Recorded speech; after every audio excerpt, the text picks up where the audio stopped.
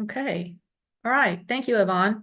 Uh, Good morning, everyone. My name is Rose Urbanzik, as Yvonne had said, and I serve as a co-chair of the Agencies and Applications Committee for Impact San Antonio. Yvonne had mentioned the two-step application process to you a couple of times, most recently in the grant timeline that she had just actually showed you. So I'm going to walk through exactly what that entails. But before we do that, Yvonne had mentioned earlier on when she was talking about the technical issues in the Zoom, um, she mentioned the chat. So we are going to be using the chat to submit questions. We encourage you to use chat to submit questions that you may have throughout the presentation. We're going to have a Q&A session at the end where we'll go through each of the questions that you have in there. So again, please, we encourage you to go ahead and pose your questions there. So before we award our funds, it's very important that we have a good sense of each applicant's readiness to implement a $100,000 grant. That's a critical step in fulfilling our responsibility to be good stewards of our members' financial contributions. So this two-step approach actually provides insight into organizational and financial readiness before an agency spends the time it takes to complete a project application. It also allows our grant reviewers to focus on the details and the merits of the proposed projects themselves. So let's look at step one, the organizational questionnaire. So any agency that wishes to complete to apply for a grant must complete the organizational questionnaire first. So the information in the questionnaire is largely the same as it was last year. It's fairly simple. It's yes or no answers. And mostly yes or no answers or multiple choice questions. So this slide basically shows you the categories of questions you'll find on the questionnaire.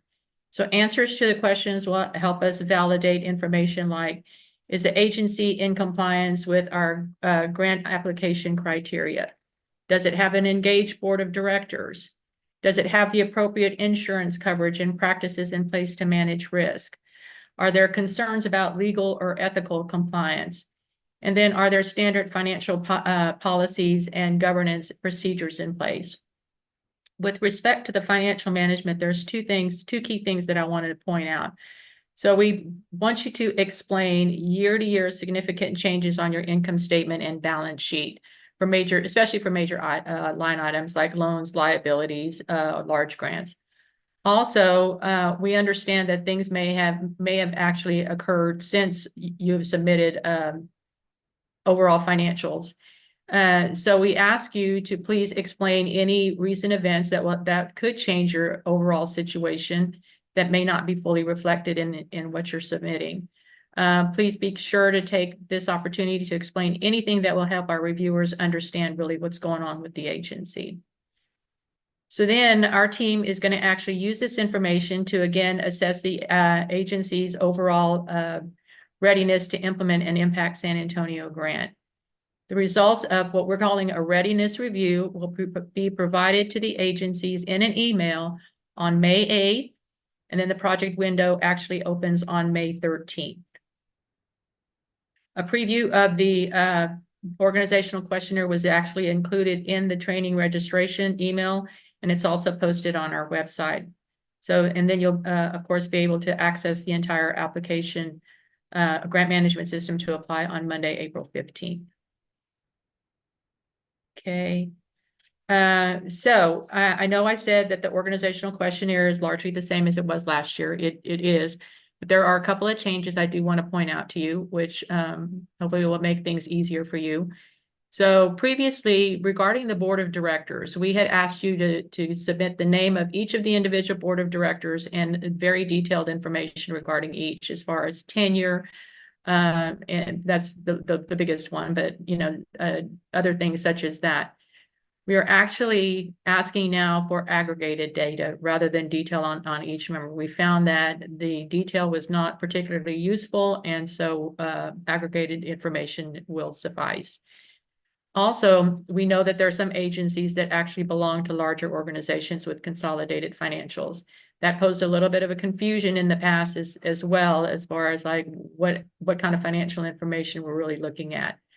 So we're requesting that agency financials will actually be required for the larger organization. And then we're going to be requesting a simplified version of the revenue and expenses for the local agency or branch chapter. And Jenny's going to actually touch on this a little bit later. So now I'd like to turn it over to Shirley to talk more about the financial information that is being requested and how it's going to be used. Shirley? Thank you very much, Rose. Good morning, everybody, and welcome. I'm going to go over a little bit about the financial information that we're requesting that you give us. First, Impact San Antonio uses a balance sheet and a revenue and expense statement that you provide to us as input for our financial review. Having this as standardized data and accurate data is critical for our review.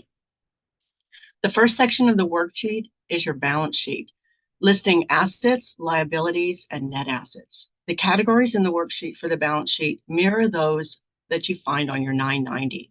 If you're not sure about an entry, we have included definitions for all entries on the second page of the financial information worksheet. You probably won't have data for every type of asset or liability, and we just ask that you enter zeros in those cells on the worksheet.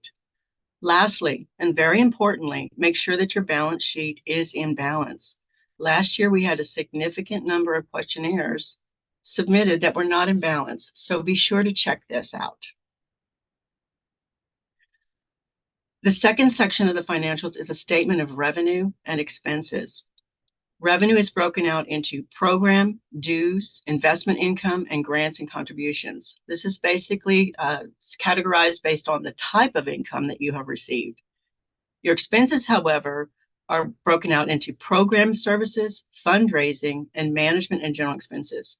These can be a whole host of expenses, all the different types, but they are basically categorized based on which department or function of your organization that they pertain to. So they may be different from what you're used to looking at and producing. So you may need to work with whoever produces your financial statements or does your 990 to help you make some of these adjustments for what we're asking for on these spreadsheets. Lastly, we use financial indicators in our financial review, and it is a critical component of how we assess your agency's overall readiness to implement a grant. We look at several indicators of stability, such as cash reserves, income, assets, liabilities, debt, and diversity of funds. We also look at liquidity to determine if you have cash or current assets available to cover your current liabilities and other short-term obligations. Profitability, to evaluate the sustainability and consistency of revenue streams. We look at the composition of your balance sheet. We're looking for sufficiency of reserves and standard financial ratios. We also look at the diversity of your funding sources.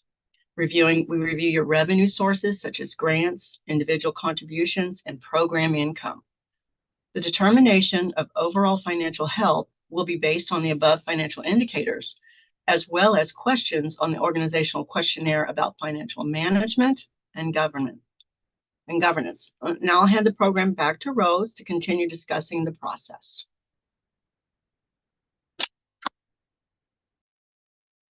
Right, and you're going to hear a little bit more about financials a little bit later on in the presentation. So, okay, so you've done your part. You submitted your organizational questionnaire. You uploaded the financial information as requested. So now what happens? So again, you've heard the term readiness review a couple of times. So there will be a team of Impact San Antonio reviewers that are going to use the information that you provided in the organizational questionnaire and the financial information we discussed to complete what we call readiness review. So again, you've heard that term a few times. So we're going to assess each agency's readiness to implement an Impact San Antonio grant. And again, the results of the readiness review will be provided to each agency by Wednesday, May 8th. So with that, most agencies are going to actually move to step 2, completing the project application, but there may be a few that aren't. And so primary reasons for that is an agency may not meet the basic grant criteria, or we did identify a concern when we were looking at the organizational information or the financial information. So what does that mean? So let's talk about the applicant criteria first. The criteria and the disqualifications are specified on our website. So we strongly encourage you to go to the website and review that information before you spend time on the questionnaire. So what the most common reason that someone may not meet the criteria is that they do not have a significant amount of their operations within our service area. But there are others, you know, that as well that may contribute to them not meeting it. As far as the readiness concern goes, this is really, we expect this to be an exception. But we might identify concerns regarding the readiness, including in the financials. And if we do so, then we're going to communicate that back in the readiness assessment results. In these instances, we believe that an agency's time and effort will be better spent on addressing areas of opportunity in order to strengthen their overall organizational readiness. Okay, so looking at the project application, step 2. So in step 2, you're going to submit an application that focuses on the details and impact of the specific project that you're proposing. All project applications submitted by the deadline will be screened for completeness as well as for compliance with the project criteria. Again, that criteria can be located on our website. So then complete and compliant applications will be passed over to the appropriate grant review team. This will be based on the focus areas that you actually determine or decide where you want to submit your application. Grant review team will then review each application, focusing on the merits and of each project that's being proposed. So we're having part 2 of our training on May 15th is going to cover more on the grant review process. Next slide, please. Okay, so high impact grants. Exactly what is a high impact grant, or how do we define it? So hang on a second. Okay. Think of these as like a measuring stick on how you're going to evaluate project proposals. So keep them front and center when you are considering what project to choose and how you're going to describe it in your application. So first and foremost, the first marker, a project must or should address a critical need in one or more of our 5 focus areas. Yvonne had mentioned or gone over what those are. Once again, it's arts and culture, education, environmental, recreation and preservation, family, and health and wellness. Again, your agency determines which of the focus areas that you want to submit your application in. Second, it should improve the quality of life for people in our service area. As a reminder, at the bottom of the screen, it lists all the counties that are actually included in our service area. It should achieve a significant benefit for either a large population or a smaller population in a major way. And it's also important for a project that uses either an innovative approach or an existing successful approach, and that you have evidence that it'll be effective. And then lastly, it must result in compelling and measurable outcomes. I can't stress enough how important this is. Measurable outcomes have been a sticking point for a lot of agencies. So make sure that what you're proposing can actually be measured. If you are awarded a grant, then you'll be using target outcomes to evaluate the overall success of your project. So it'll benefit you to have these as clearly defined as possible. Okay. Some logistical information about the high impact grants.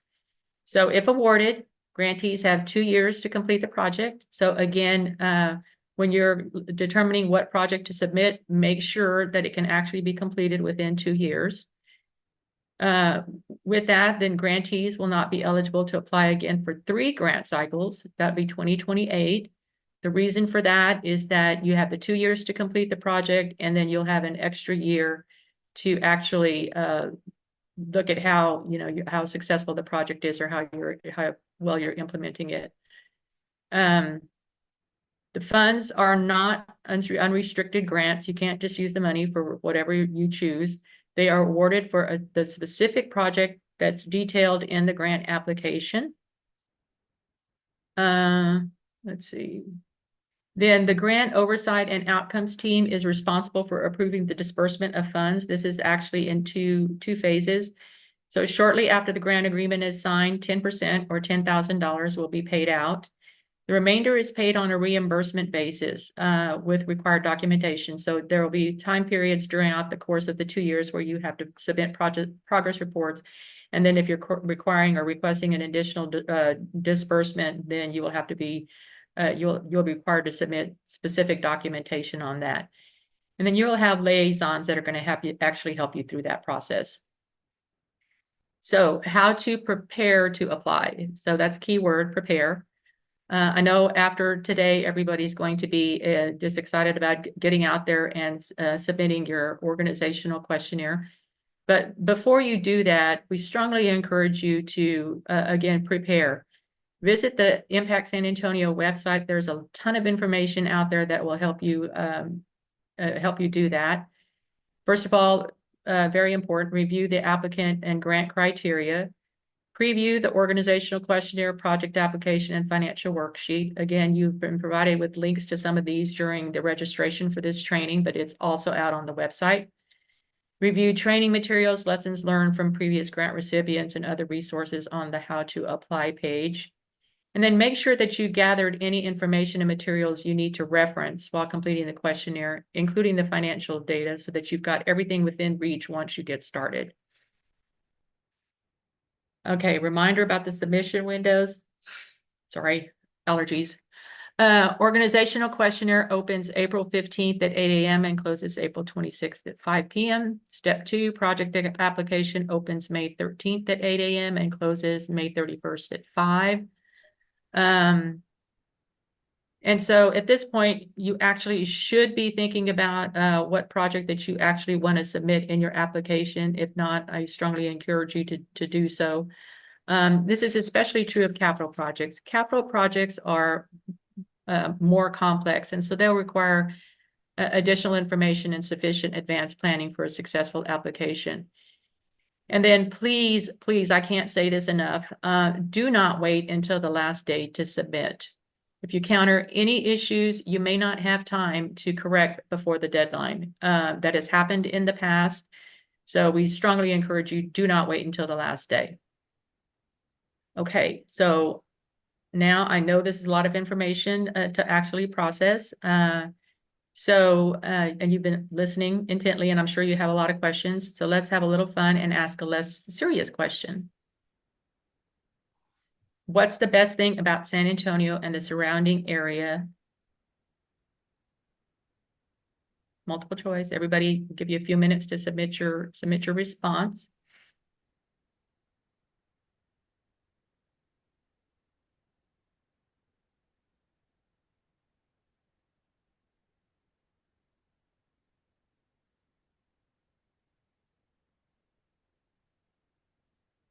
Okay, and the answer is friendly and caring people is number 1 at 68, and Mexican food, oh, my favorite, 30%. Wonderful. Okay. Again, before we go, I already mentioned this at the beginning, please submit your questions in chat. I know we've got a few that are out there. We're going to address those in the Q&A session. And so now at this point, I'd like to turn it over to Jenny to go over some tips on using our grant management system. Jenny?